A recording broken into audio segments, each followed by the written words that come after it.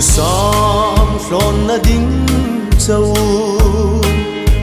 sim salem sung tu vang mo lâu ni ai yang cây dâu lâu bay say na sing khun la nu zu na uin lai rin la dam thay no parte chadang tam sin khom dit hlangan dang lung di ngai lung herin ma pa interview katling zo no chung khu nu zarin khing khu tu yang dam yang say si izunga yan ring hi nilin kling zo to na lim ten leng la kei khom khu to ka thai pui ding mar la lu katong ve lau chung pom zam thim zai rel kati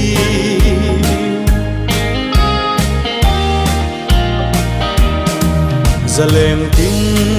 lanu han duai sam val turem lo num ve mo valung mol hin sa ve sin khom vanara ang du thu ring ten dem thấy si nó chân to cả khi tin ăn lung đung tu phình phác về nó lung mol chân cả hay nghe ba cô mà lên run ring phăng hi lâu ni chung khu nu gia đình khinh khu tu yang đam yang say si izunga yan ring hi nilin kling zo to na lim ten leng la kei khom khu to ka thai pui ding mar la lu katong ve lau chung bom zam thim zai rel kati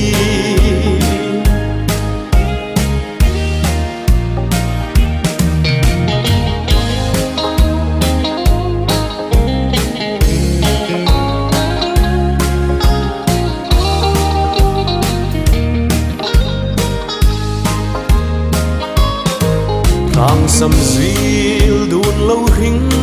chân sa mel so riam chân to khu re ma mo ba ta din lom lai sa sin khom khu reng nei lâu dar fe lung dit la về lâu bác sâm sát phi tu rem nếp chung các sắc nhìn lên trul ru na lâm về hai xin ha đâm đôi chung khu nu gia đình khinh khu tu yang đâm yang say si izunga yan ring hi nilin kling zo to na lim ten leng la kei khom khu to ka thai pui ding mar la lu bom dâm thìm dai rel ka ti